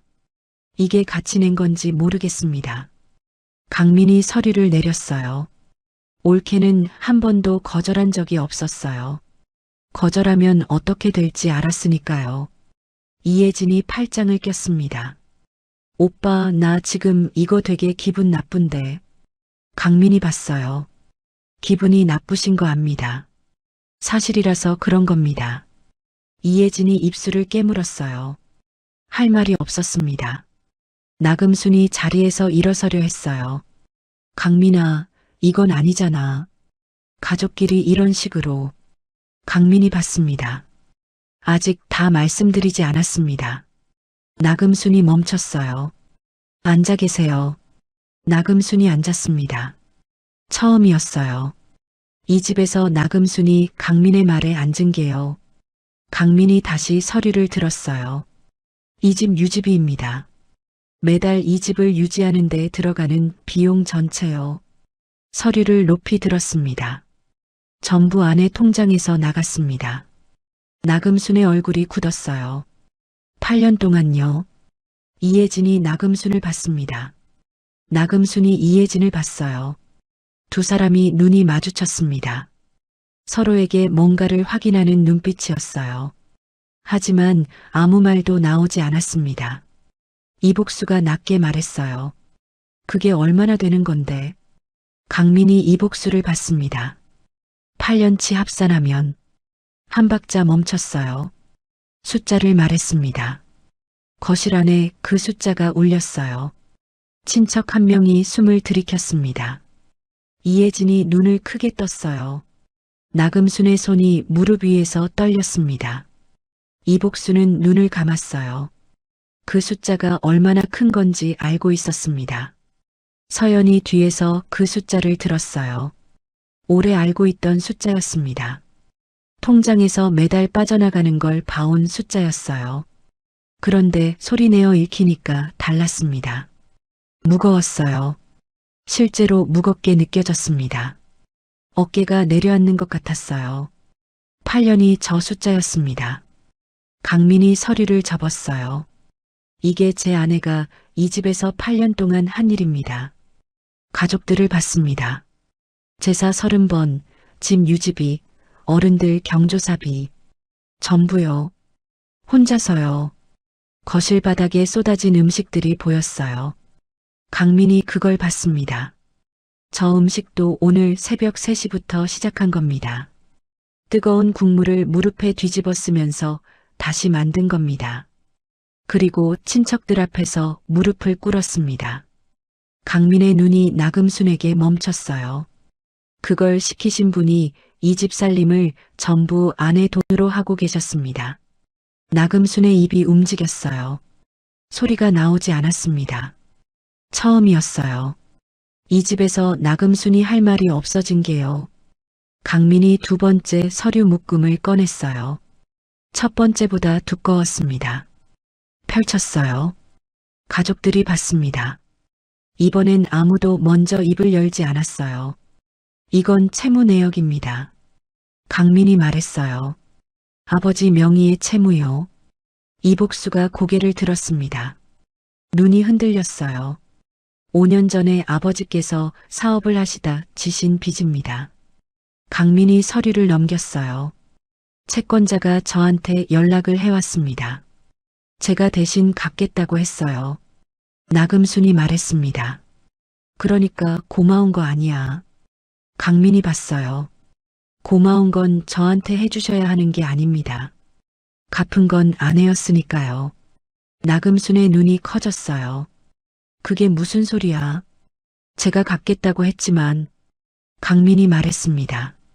돈이 아내 통장에서 나갔습니다. 매달 150만 원씩이었어요. 이혜진이 숨을 들이켰습니다. 3년입니다. 강민이 말했어요.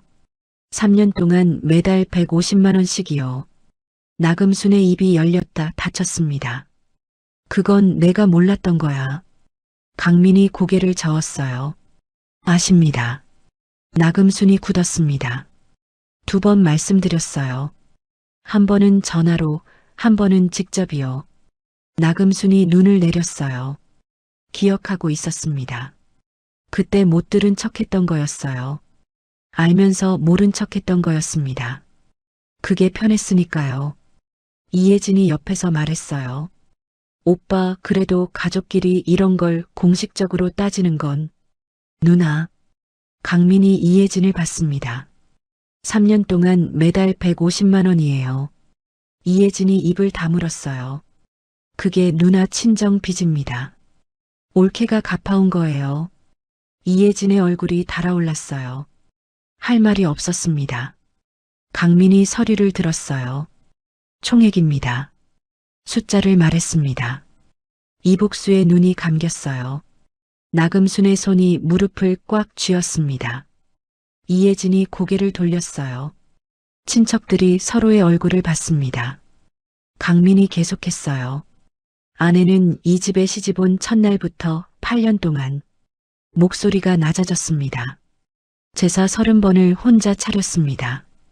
이 집 유지비를 혼자 댔습니다. 친정 빚을 대신 갚았습니다. 그러면서도 단 한 번도 크게 말하지 않았어요. 참았습니다. 한 박자 멈췄어요. 그리고 오늘 친척들 앞에서 무릎을 꿇었습니다. 거실이 완전히 조용해졌어요. 나금순의 어깨가 내려앉았습니다. 처음이었어요. 8년 동안 한 번도 본 적 없는 모습이었습니다. 저 어깨가 늘 올라가 있었어요. 자신이 옳다는 듯이요. 지금은 달랐습니다. 무너지고 있었어요. 숫자들이 그렇게 만들었습니다. 사실이 그렇게 만들었어요. 이혜진이 팔짱을 꼈다 풀었다 했습니다. 어디에도 시선을 두지 못했어요. 이복수는 두 손으로 얼굴을 감쌌습니다. 고개를 깊이 숙였어요. 처음으로 고개를 제대로 숙였습니다.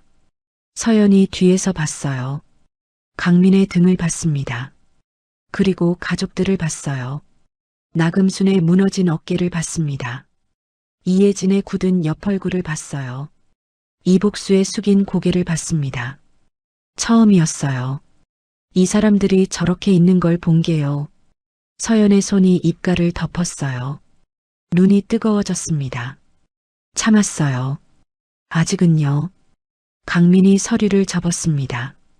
조용히요. 그리고 말했어요. 저는 이미 법적 정리를 마쳤습니다. 나금순이 고개를 들었어요.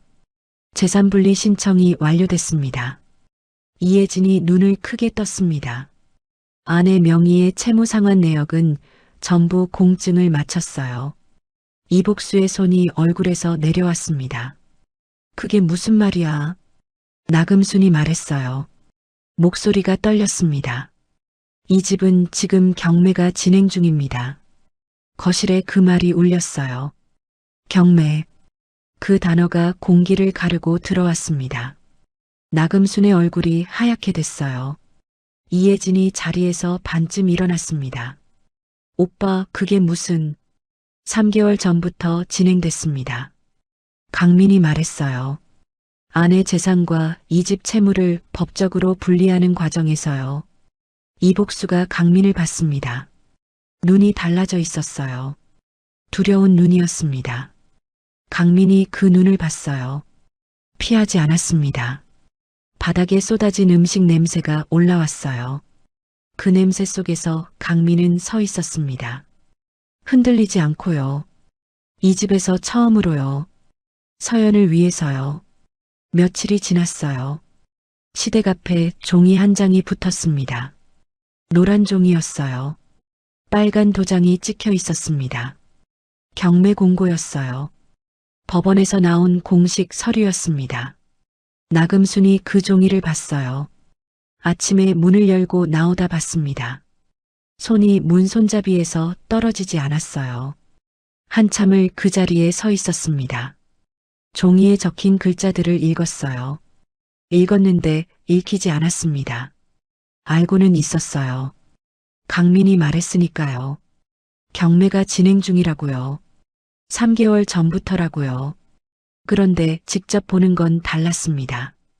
이 집 대문에 저 종이가 붙어 있는 게요. 나금순의 손이 종이 위에 올라갔어요. 떼어내려 했습니다. 떼지 않았어요.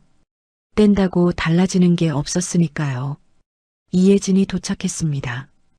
연락을 받고 왔어요. 나금순에게서 전화가 왔거든요. 이혜진이 종이를 봤습니다. 이게 진짜야? 나금순이 고개를 끄덕였어요. 이혜진이 입술을 깨물었습니다. 오빠가 진짜 이렇게까지 할 줄은 몰랐네. 나금순이 말했어요. 올케가 시킨 거야. 이혜진이 나금순을 봤습니다. 올케가 시켰을 것 같아? 그럼 누가 시켰겠어? 이혜진이 고개를 저었어요. 어머니, 오빠가 한 거야. 그 사람이 오빠를 조종한 거잖아. 어머니. 이혜진의 목소리가 낮아졌습니다. 그 사람이 8년 동안 집 유지비를 냈어. 빚도 갚았어. 그걸 오빠가 증거로 다 가지고 있어. 나금순이 눈을 돌렸어요. 집안 살림은 며느리가 하는 거잖아. 이혜진이 입을 다물었습니다. 할 말이 없었어요. 있었지만 하고 싶지 않았습니다. 이복수가 대문 쪽으로 걸어왔어요. 두 사람을 봤습니다. 경매 공고를 봤어요. 아무 말도 하지 않았습니다. 나금순이 이복수를 봤어요. 당신은 어떻게 할 거야? 이복수가 고개를 내렸습니다. 강민이한테 연락해 봐야지. 전화 안 받아. 나금순이 말했어요. 며칠째 안 받고 있어. 이복수가 입을 다물었습니다. 이혜진이 팔짱을 꼈어요. 어머니, 우리가 할 수 있는 게 없어. 무슨 소리야? 법적으로 진행된 거라고. 강민이가 다 정리했잖아. 나금순이 이혜진을 봤습니다. 너도 오빠 편이야? 이혜진이 눈을 피했어요. 편이 어딨어. 사실이 그렇다는 거지. 그 올케가 시킨 거야. 어머니. 이혜진의 목소리가 올라갔습니다. 올케가 새벽부터 일어나서 제사 차리고 집 유지비 내고 아버지 빚 갚은 사람이야. 나금순이 굳었어요. 그걸 올케가 시켰겠어? 이혜진의 목소리가 떨렸습니다. 스스로도 몰랐던 거였어요. 이 말을 꺼낼 줄은요. 하지만 나왔습니다. 억눌려 있던 게 나왔어요. 나금순이 아무 말도 하지 않았습니다. 이복수가 몸을 돌렸어요. 대문에서 멀어졌습니다. 나금순이 봤어요. 어디가? 이복수가 멈추지 않았습니다. 책임지라고. 이복수의 발이 멈췄어요. 당신이 빚을 졌잖아. 이복수가 고개를 돌리지 않았습니다. 빚 때문에 며느리가 3년을 갚았잖아. 이복수의 어깨가 내려앉았어요. 그리고 다시 걷기 시작했습니다. 나금순이 소리쳤어요. 어디 가냐고. 대답이 없었습니다. 이혜진이 나금순을 봤어요. 나금순이 이혜진을 봤습니다. 두 사람이 서로를 봤어요. 서로에게서 답을 찾으려 했습니다. 없었어요. 아무것도 없었습니다. 경매 공고가 대문에 붙어 있었어요. 바람이 불었습니다. 종이 끝이 펄럭였어요. 빨간 도장이 흔들렸습니다. 이 집은 이미 넘어가고 있었어요. 법적으로요. 숫자로요. 아무도 막을 수 없었습니다. 나금순이 그 자리에 섰어요. 대문 앞에서요. 경매 공고 앞에서요. 8년 동안 이 집의 며느리를 무릎 꿇렸던 사람이요. 천안집 출신이라고 했던 사람이요. 지금 이 집이 경매로 넘어가고 있었습니다. 그 비용을 댄 건 며느리였어요. 그 며느리를 무릎 꿇린 집이었습니다. 바람이 다시 불었어요. 이번엔 더 차갑게요. 나금순의 머리카락이 흩어졌습니다. 올라가 있던 턱이 내려왔어요. 이 집에서 처음으로요. 경매 당일이었어요. 아침부터 차가운 바람이 불었습니다. 시댁 앞에 차가 한 대 서 있었어요. 이삿짐 차였습니다. 경매로 넘어가면 집을 비워야 했어요. 그 전에 짐을 빼야 했습니다. 나금순이 아침부터 강민에게 전화를 했어요. 10번이었습니다. 11번째에 강민이 받았어요. 와줘야 해. 나금순의 목소리가 떨렸습니다. 어머니, 강민이 말했어요. 저 갑니다. 전화가 끊어졌어요. 강민이 서연을 봤습니다. 같이 가. 서연이 고개를 끄덕였어요. 두 사람이 시댁 앞에 도착했습니다. 경매 공고가 아직 대문에 붙어 있었어요. 바람에 더 낡아진 상태였습니다. 나금순이 대문 앞에 서 있었어요. 강민을 봤습니다. 서연을 봤어요. 두 사람의 손이 맞잡혀 있는 걸 봤습니다. 나금순의 눈이 그 손에서 떠나지 않았어요. 강민아. 나금순이 먼저 입을 열었습니다. 목소리가 달랐어요. 평소와 달랐습니다. 낮고 떨렸어요. 어머니. 강민이 봤습니다. 잘못했어. 나금순이 말했어요. 거실에서도 하지 않은 말이었습니다. 처음이었어요.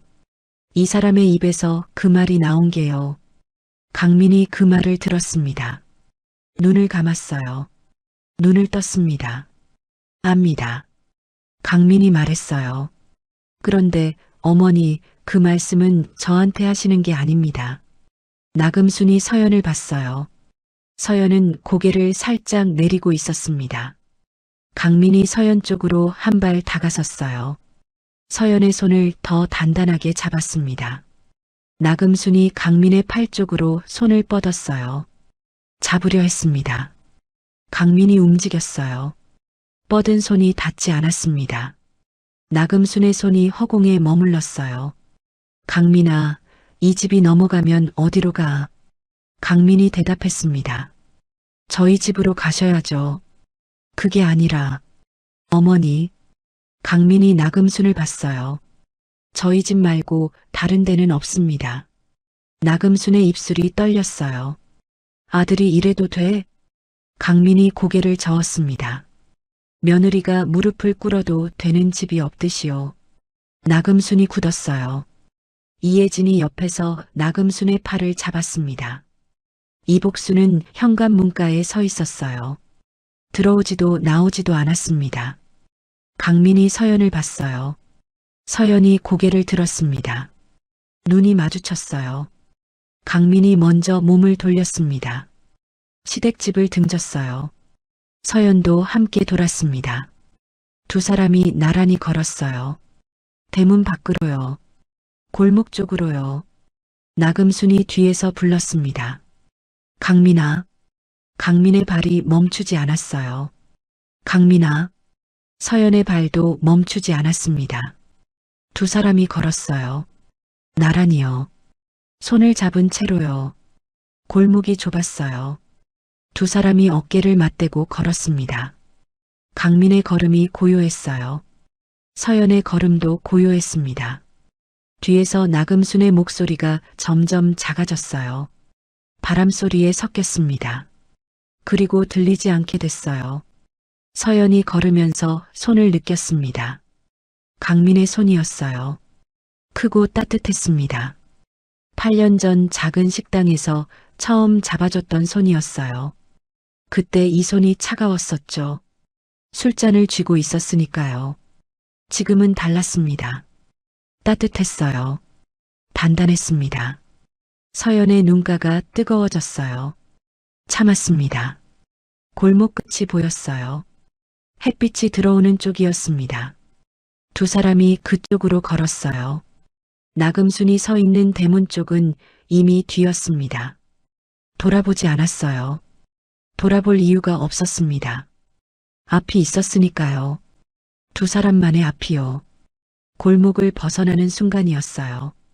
햇빛이 두 사람 위로 내려왔습니다. 차가운 날씨였는데 햇빛은 따뜻했어요. 강민이 걸으면서 서연의 손에 힘을 줬습니다. 말이 없었어요. 말이 필요 없었습니다. 그 손이 전부였어요. 서연도 힘을 줬습니다. 마주 쥐었어요. 두 사람이 골목을 완전히 빠져나갔습니다. 시댁은 뒤에 남았어요.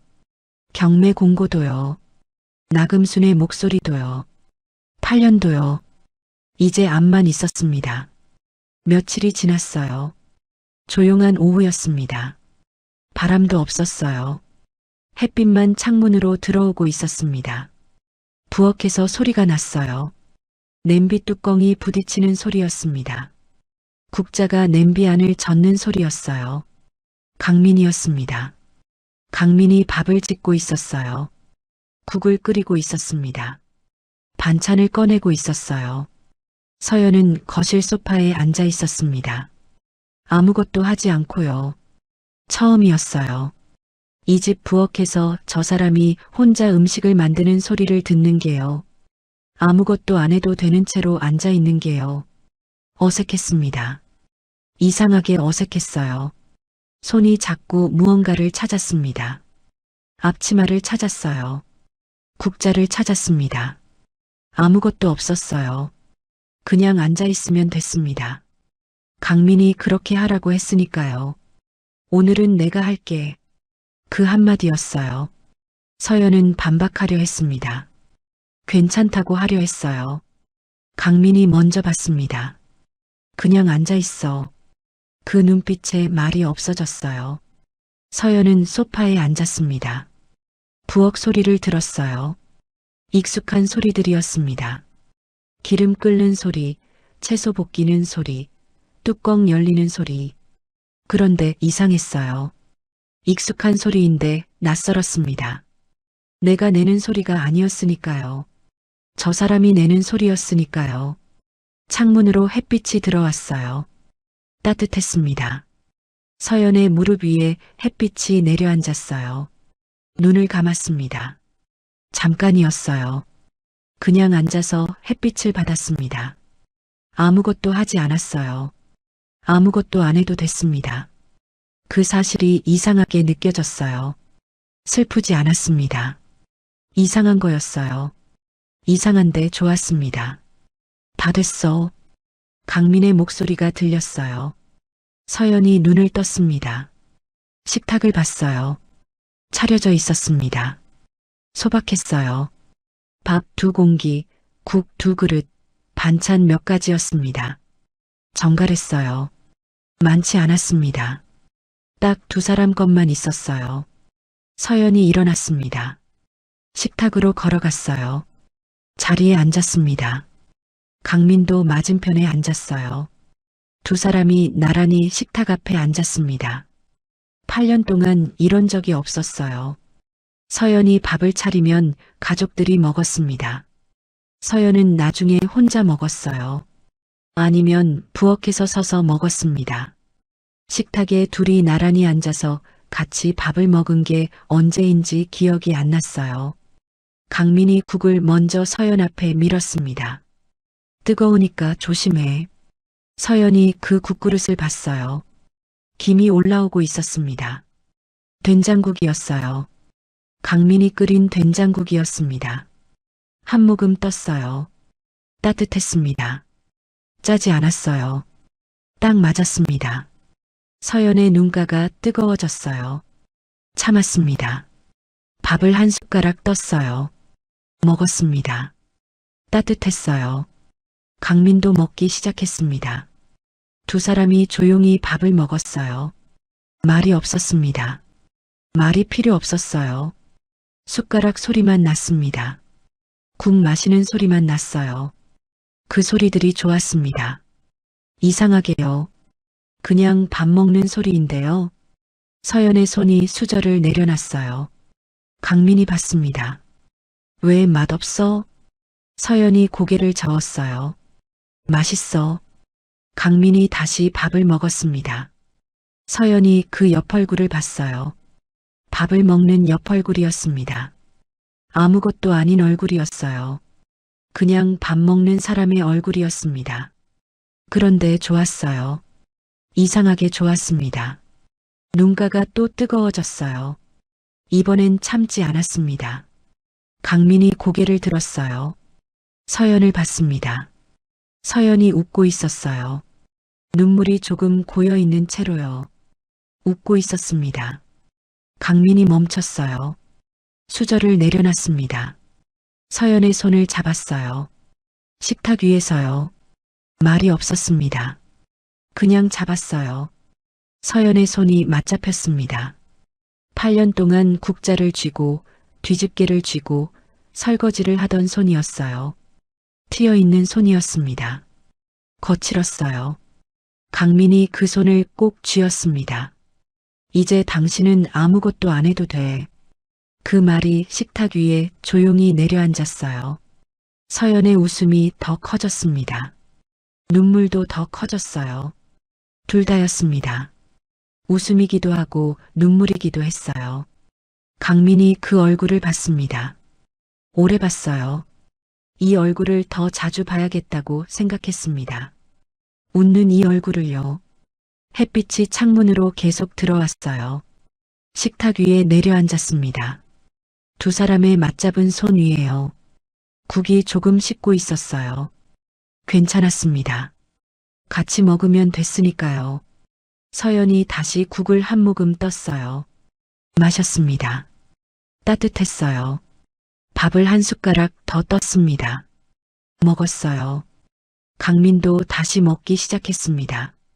2사람이 나란히 앉아서요. 손을 잡은 채로요.